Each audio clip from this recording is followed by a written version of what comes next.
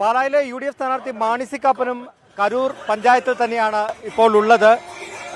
എങ്ങനെയാണ് ആദ്യഘട്ടം കടന്ന് വാഹന പ്രചരണത്തിലേക്ക് കടക്കുമ്പോൾ പ്രതീക്ഷകൾ എന്തൊക്കെയാണ്? ഞാൻ നേരത്തെ പറഞ്ഞ സ്റ്റാൻഡിൽ ഇപ്പോഴും നിൽക്കുന്നു. കഴിഞ്ഞ പ്രാവശ്യം കിട്ടിയ 15,370 വോട്ടിൽ നിന്ന് 1000 വോട്ടെങ്കിലും കൂടുതൽ പിടിച്ചിരിക്കും. 1000 വോട്ട്, അതാണോ ഭൂരിപക്ഷം? ഇപ്പൊ മിനിമം. ത്രികോണ മത്സരമാണ്. ഷോൺ ജോർജ് ശക്തനായ സ്ഥാനാർത്ഥിയായിട്ട് വന്നിട്ടുണ്ട്. അതൊക്കെ എങ്ങനെയാണ് നോക്കിക്കാണുന്നത്? പണ്ടും ത്രികോണ മത്സരമായിരുന്നു പാലായില്.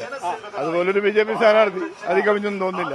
ഈ വികസനമാണല്ലോ കഴിഞ്ഞ 5 വർഷം ചെയ്ത കാര്യങ്ങൾ, ചെയ്യാൻ പറ്റാതിരുന്ന കാര്യങ്ങൾ എന്താണ് ചെയ്യാൻ പറ്റാതിരുന്നതിന് കാരണമായി പറയും? ചെയ്യാൻ പറ്റാതിരുന്ന എന്റെ എതിർ സ്ഥാനാർത്ഥി ജോസ് കെ മാണി, അദ്ദേഹത്തിന്റെ പാർട്ടി LDFന്റെ ഭാഗമായിരുന്നു, ഭരണത്തിലായിരുന്നു.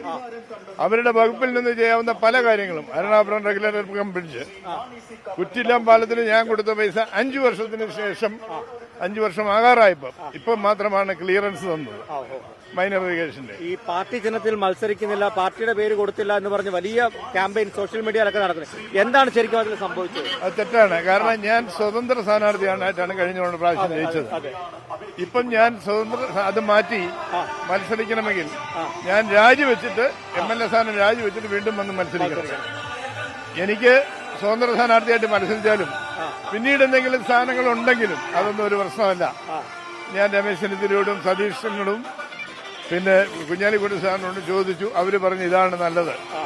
ഈ KDP പാർട്ടിയായിട്ട് തുടരും. ഈ UDFൽ ഡീൽ വിവാദവുമായി ബന്ധപ്പെട്ട് വലിയ ചർച്ച നടക്കുന്നുണ്ട്. ഇപ്പോൾ BJPയുമായി കൂട്ടാണെന്ന് മുഖ്യമന്ത്രി തന്നെ പറയുന്നു.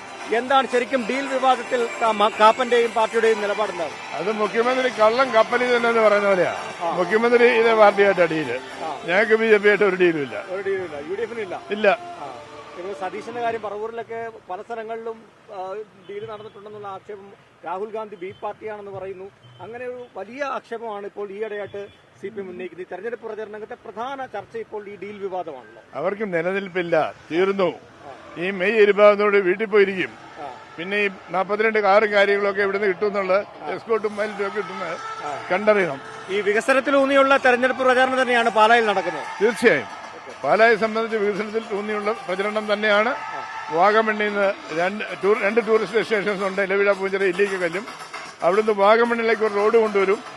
ഇവിടെ ഒരു ഫുഡ് പാർക്കും കോൾഡ് സ്റ്റോറേജും കൊണ്ടുവരും. പൂർത്തിയാക്കാൻ സമ്മതിക്കാതിരുന്ന മുഴുവൻ പ്രോജക്ടുകളും പൂർത്തിയാക്കും. പാലായി എറണാകുളത്തേക്ക് ഒരു സ്ട്രെയിറ്റ് റോഡ് 52 കിലോമീറ്റർ 1 മണിക്കൂർ കൊണ്ട് ചെല്ലാവുന്ന ഒരു റോഡ് കൂടി കൊണ്ടുവരും.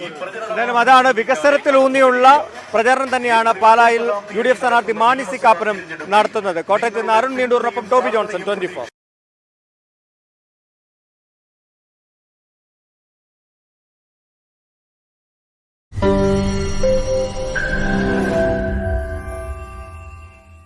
ലോകത്തെവിടെയായാലും ഏത് സമയത്തും 24 വാർത്തകളും ഓഗ്മെന്റഡ് റിയാലിറ്റി പാക്കേജുകളും എക്സ്പ്ലെയിനറുകളും വിശദമായി കാണാൻ ഞങ്ങളുടെ YouTube ചാനൽ നിങ്ങൾക്ക് സബ്സ്ക്രൈബ് ചെയ്യാം.